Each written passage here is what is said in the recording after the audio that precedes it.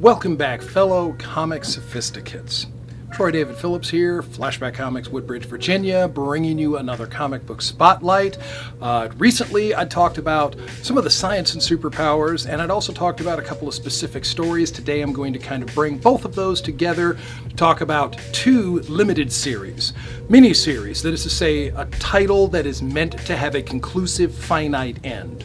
Now, the first that I'm going to bring up is the 1982 Contest of Champions, Marvel Superheroes Contest of Champions.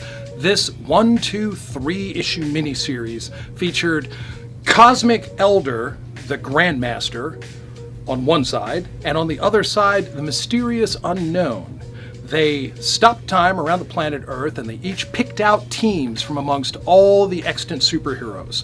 This was the first Marvel series to have every single character that they had alive up to that point in time appear, if only briefly, in panel. Now, the Grandmaster picked a team of 12, and the Mysterious Unknown picked a team of 12, and they battled. They battled for each 1/4 of a Golden Globe, and whoever won the greatest number of pieces would be given their heart's desire. Now, the Grandmaster told his heroes, if you win, I swear that I will never again use your planet Earth in any of my competitions. And that's actually fairly generous because the Grandmaster used Earth a lot. Really got to be annoying, particularly for the Avengers.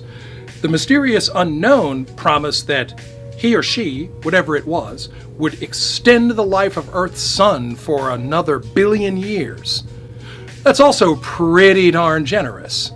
And as it turned out, the Mysterious Unknown did not win. But the Grandmaster had a Pyrrhic victory. What we got out of this story was a return to life of the deceased Collector, the Grandmaster's elder brother, and the Grandmaster was pulled into the realm of death.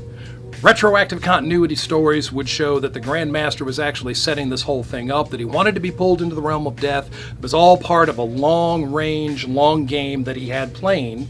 But Death knew all about this, and she played her part to the best of her ability. The Mysterious Unknown was revealed to be Mistress Death, and she did, in fact, take the Grandmaster, but she gave the Collector an opportunity to perhaps play a game and win the Grandmaster back. We know how that turned out, especially if we were reading the 1980s Silver Surfer series. I'm going to skip over the Silver Surfer part, however, and I'm going to move on to the next Contest of Champions.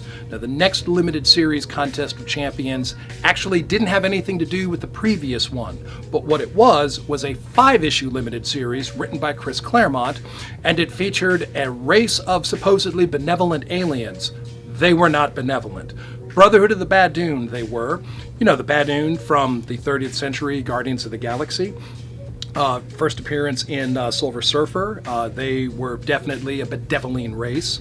Well, the Badoon were working with the Brood. Remember them from the X-Men? You know, they lay eggs in you, alien style, and those eggs take you over and duplicate your special abilities, whatever they might be.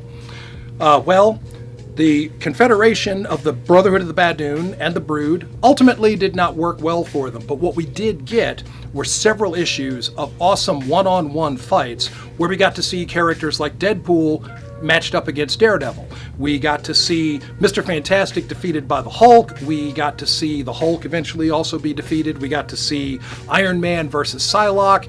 We got to see the Human Torch versus Storm versus Spider-Girl. Contest of Champions 2 also introduced some fairly interesting high-concept comic book science things like multi-dimensional sciences, the Tesseract type sciences, having a dimension within a dimension and having the external dimension door be much smaller than the much larger space within. As each hero was defeated, they were sent back to Earth happy, hale, and healthy. But that's not true. They were shoved into a parallel dimension, this Tesseract dimension that I aforementioned. And Chris Claremont got to introduce some other characters that he had come up with that he hadn't had much of an opportunity to use, and these same characters have fallen into disuse today.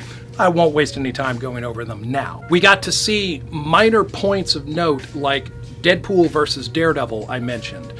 You know that Daredevil has hyperactive senses, especially his hypersensitive hearing. Deadpool, as you also know, is the merc with the mouth. And the exposition, Daredevil's thought bubbles at the time, reveal that Deadpool's constant patter, his constant chatting, he never shuts up, and that wall of white noise throws Daredevil off. It gives a vulnerability, if you will, to Daredevil's otherwise singular advantage. Lots of little things like that, like the Hulk hypercompressing Mr. Fantastic, or Tony Stark coming up with some kind of inventive, resourceful engineer speak to defeat any of his opponents and reinforce his armor and give himself an advantage. Hawkeye pulling a couple of fast ones out. If you've never read Contest of Champions 2, I would strenuously recommend it for the main story, for the individual fights, and for the relevance to other comic book topics as they come along. There's a great many points in these stories. 5 issues was the series, pretty good read.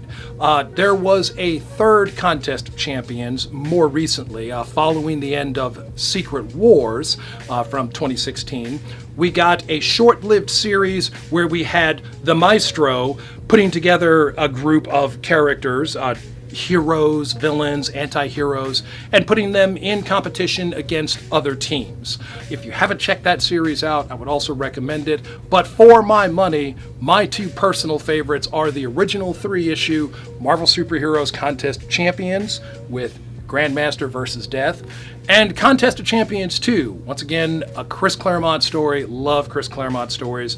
They're so thick with good characterization, character development, and Chris Claremont does not spare the action either.